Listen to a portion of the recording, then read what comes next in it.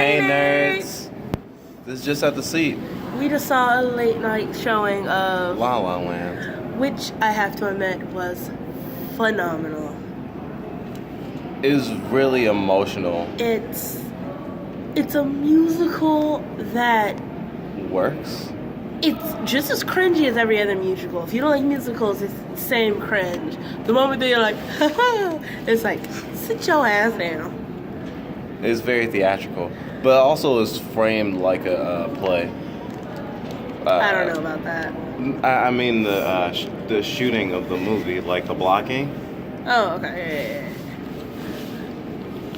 I mean, it's hard to put into words the emotion this movie makes you see, or feel, I should say, because it takes something that is wholeheartedly realistic and soul crushing, turns it unrealistic and uplifting, and then ends Drops you right back down. It's a It's soul like this crushing. is reality.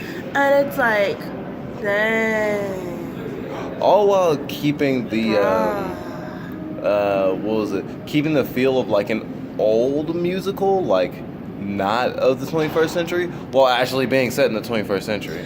But also having the benefit of not feeling like an old musical. I mean, it didn't feel like some shit from 20, 50 years ago that was popular. That was like 20 years ago? That's old now? Yes. That's old-timey now? Yes. No. Yes. The, Yeah, no, I the 80s? just want to point out, okay, the 90s is old. Anything 20 years is vintage. Yeah, but it's not So it's finished in the same vintage. way. But it's Not old. with like teeny boppers and stuff, which is this movie is super trying to evoke. So, it's like High School Musical if it wasn't so cringy. I don't think so. But no, it's just, I mean, it does try to be super inspirational and really hit you in the feels. I mean, fuck. And they turned the whole concept of love of first sight on its head by using the first meeting of a person, of two people, to amplify the feelings of a relationship moving forward or ending. You know the best part about it, in terms of the relationship standards, is it's a relationship that work. The dynamic was not unrealistic. Their meeting and what happened wasn't that far-fetched. And when you see it, you kind of look to the person you're with, especially if you're with them. If you're not, then it's, I guess you don't look at them, you think back to your memories of the last relationship you were in.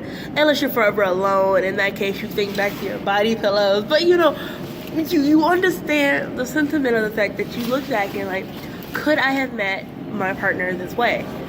Or any of my past partners? And probably. It really makes you hopeful for making that really rare, like, uncommon, uncomfortable human connection with somebody that makes you want to stay with them. And it's endearing. It's not just, oh, they were my childhood sweetheart, or oh, they bought me a drink one day. what's wrong with childhood sweetheart? There's nothing wrong with- what's wrong with meeting someone at a bar? First off, I have you know, in both those scenarios, I was there's trying to nothing use wrong with them. I was trying to use two cliches on two opposite ends of the spectrum. Something that was just a random chance meeting as adults, as opposed to something that's like has a lot of. Hey, I relevance bought you a because- drink at a bar. That's a random chance meeting as adults. I mean, Let I me was finish my point. Trying to get in your pants, but I mean, My point is, it makes the meaning is so simple, and yet it has so much relevance without disrespecting the relationship by saying it was always meant to be. The fact that it almost didn't happen is what makes it as romantic as it is. At I least mean, in my so opinion. from this point forward in the video, we're going to be throwing out spoilers because it's hard to really delve deep in this movie without just being like, spoiler, spoiler. By the way, this. So we're not gonna go super spoilerly, but we are gonna talk about the first half. At least. All right, we're gonna talk about the first half of this movie in semi-detail, but we're not gonna talk about the second half because that's not fair. I mean, it starts off with realistic. Hey, we're in LA, I am a jazz whore, and I want to play piano and own a club, and how dare they disrespect what I love. And I'm an actress, and I'm a barista, and I'm trying to make my way, and I'm really close and bumping shoulders with all the right people, but at the same time, I'm getting unlucky in that some of the wrong people I'm meeting in my nightlife are also the people I need to impress in my actress life, so I can also really, really sing. Apparently. And it's just not working out. But hey, I'm gonna play this really insightful piece that's gonna cost me my job, and I'm gonna find it amazing and try to compliment you. And I'm gonna bump into you and leave because I'm in a bad mood. I mean, can you blame me? And when I see you again as a as a hired pianist for a shitty rock band, I totally make you play a song that's beneath your caliber to piss you off. It's unfair, and when I try to argue with you about it, I realize I'm being kind of a douche. So we meet again at a party, or maybe it's the same party. At this point, I'm too drunk to remember. And you're talking with some douchebag, and I'm walking to my car. And I allow you to help me get away from said douchebag by getting my keys and walking me to my car. And on the way, we sit down on a bench. Oh, before that, I'm sorry. I danced on a light pole telling you about how beautiful this night is. Too bad I can't share it with someone more worthy. And of course, I have to shut you down and let you know that I'm going to be the one who determines whether or not this relationship, anything could ever happen between the two of us. Which it won't. Then you'll get in your car and I'll walk back to the very beginning to get into my car. And that's where our story begins. Like, truly begins. And from that point forward, it's hard to tear your eyes away from the screen. Because you could be those people. You could be that actress. You could be that jazz player. You could be someone really trying to make it, and luck is just kicking you in the kneecaps. And the chest. Because you go for the knees and then you get them in the back of the head. Walking Dead humor. No, I mean continue.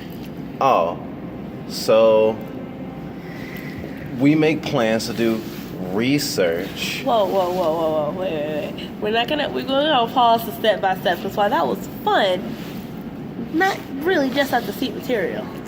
Okay, well, I mean, I feel like giving a play at this point is a little much. Plus, a lot of people have seen this movie already because it is up for award season. Right. Oh, I wanted to mention, what do you think about the fact that this movie didn't get as good reviews overall and didn't get as much play overall because of the sad ending? Critics kind of didn't like it as much as they would have. I wish it had a happy ending. I wish that the ending was glorious. I wish they both got what they wanted. I wish they ended on the note that would have made me feel satisfied as a viewer. And yet, as a person who's been in failed relationships and is so friends with my exes, wait, I gotta cough.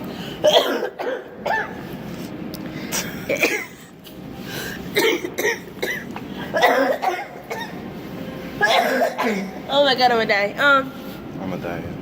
die. It feels right. I mean, you're not gonna, oh my god, you're successful, I'm successful, let's get back together. Successful. Let me ruin my current life for you. I mean, it just doesn't happen. And it's unrealistic to want that. But I fully understand why critics would be like, man, this is not what I wanted to see. I want something to make me feel good. Well, then don't read The Little Match Girl. Little Matchbox Girl. That has a sad ending too. No matter what spins you guys try to put on it. So, I mean, you can suck a dick. I don't know, I was doing really good, but I mean. Well, we're not monetizing this video anyway. I think a big thing about this movie is like romanticism, and of course, being a musical, it's like romantic as fuck. But they definitely juxtaposition the scenes that have music and dancing in it to these really stark portrayals of reality. They're kind of just soul crushing in their day to day humdrum of, oh my gosh, I know that because this is a movie, this person's life is going to get better, but this resembles my life a little too much, even if you're not an artist. And here's the best part about I think, the ending of the movie. It shows that you can move forward. You can heal.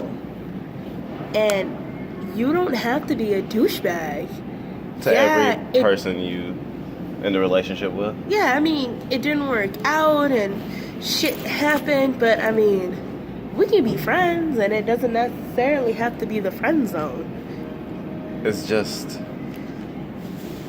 the person zone. I don't think that works. Anyway, nerds, I'm sick and I have a headache and this light is killing me. So I'm going to be kind to me and take some NyQuil and probably an Uber home. Bye, nerds! La La Land you later. Yeah.